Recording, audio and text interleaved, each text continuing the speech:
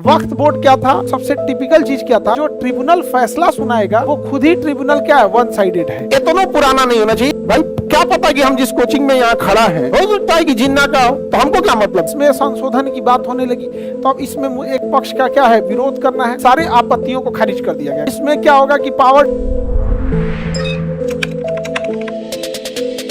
देखो वक्फ बोर्ड जो था उसके अमेंडमेंट के एक जेपीसी बनाया गया, जॉइंट पार्लियामेंट्री कमेटी। ये जेपीसी तब बनाई जाती है जब किसी विधेयक को लेकर विवाद हो जाता है। तब वक्फ बोर्ड क्या था, जब देश का विभाजन हुआ तो उस समय बहुत सारे लोग जो यहाँ से इंडिया से पाकिस्तान चले गए तो उनकी जो संपत्ति यहाँ रह गई उसकी देखरेख के लिए वक्फ बोर्ड बनाया गया। इसके अलावे कुछ लोग जो थे वो चाहते थे, जैसे किसी के बाल बच्चे नहीं हुए या कुछ भी हुआ जिसके पास ज्यादा धन संपत्ति है, वो मुस्लिम है अगर, तो वो अपनी धन संपत्ति जमीन जायदाद को वक्फ बोर्ड को दे सकता था और कि इस पे कोई सामाजिक धार्मिक या फिर सोशल चैरिटेबल वर्क होगा। तो ये वक्फ बोर्ड था। इसमें कुछ जमीनें विवादित आ गई कि वक्फ बोर्ड का कहना था कि ये जमीनें वक्फ के अंडर में आती है। अब उसमें वक्फ बोर्ड में जो सबसे टिपिकल चीज क्या था कि वक्फ बोर्ड का जो जुडिशियल सिस्टम था उसमें भी सब मुस्लिम थे। तो कई बात ये उठा कि जो इसमें जो ट्रिब्यूनल फैसला सुनाएगा वो खुद ही ट्रिब्यूनल क्या है, वन साइडेड है।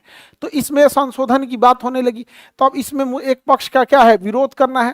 हालांकि वक्फ बोर्ड के पास जितनी जमीनें थी, वक्फ बोर्ड ने मुसलमानों के कल्याण के लिए अगर वक्फ बोर्ड की जमीन का यूज किया होता तो आज मुसलमान बहुत आगे गए होते। इन्होंने कोई खास यूज नहीं किया। और जैसा कि सारे सरकारी डिपार्टमेंट में होता है कि जो एक बार बैठ जाता है वो अपने सगे संबंधी रिश्तेदार हेन-तेन में लग जाता है, कोई उतना हुआ नहीं। तो बाद में अब जब गवर्नमेंट आई तो वक्फ बोर्ड विधेयक में क्या कही, संशोधन लाई। तो इसका जब विरोध हुआ तो इसके लिए ज्वाइंट पार्लियामेंट्री कमेटी बनाई गई कि जेपीसी की इसमें अपनी अपनी बातों को रखिएगा। जेपीसी में जितने सुधार को रखा गया था सारे सुधार को, सारे आपत्तियों को खारिज कर दिया गया। कहा कि आप लोग का मांग कुछ ऐसा नहीं है, संशोधन होगा तो होगा। अब सरकार इसमें क्या कर रही है, संशोधन कर रही है। समझ में आ गया कि नहीं आ गया? आगे बढ़े।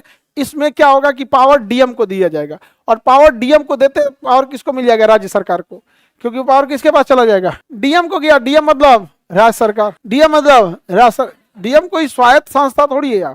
अब इसी को लेके बात चल रहा होता है कि जो लोग भारत से पाकिस्तान चले गए थे ना, उनकी जमीन उखाड़ के तो नहीं ले गए थे, वो जमीनें यहीं छूट गई थी, छोड़ के गए थे। और जो पाकिस्तान से हिंदू भारत में आए थे, सिख आए थे, उनकी जमीनें पाकिस्तान में छूट गई थी। पाकिस्तान वालों ने उनकी जमीन लूट लिया, सब लूट लिया। हिंदू सिख जैन का पाकिस्तान में क्या हाल है आप तो जानते ही हैं। लेकिन भारत चूंकि एक ब्रॉड थिंकिंग दूर तक था तो उसने कहा कि ये जो उनकी जमीनें हैं इसको देख रेख करने के लिए एक बोर्ड बना दिया।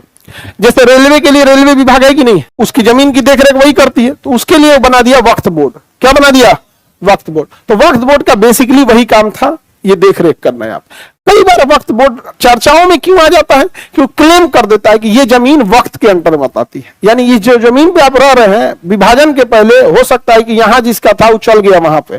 तो इतना पुराना नहीं होना चाहिए। एक तो कोर्ट, देखो जमीन के मामले में एक हमको सबसे खराब क्या लगता है, एक फिक्स टाइम होना चाहिए। हाँ 20 साल तक आप अगर कोई इस पे नहीं है दावेदार तो फिर हिसाब किताब खत्म। भाई क्या पता कि हम जिस कोचिंग में यहाँ खड़ा है आजादी से पहले कौन था यहाँ पे, हो सकता है कि जिन्ना का हो, तो हमको क्या मतलब है उससे। जिन्ना चल गया ये चल गया हो। अब भाई आप कितना पीछे जा सकते हो, खूब से खूब इस जमीन को इससे पहले कौन था आप वही जान कर सकते हो।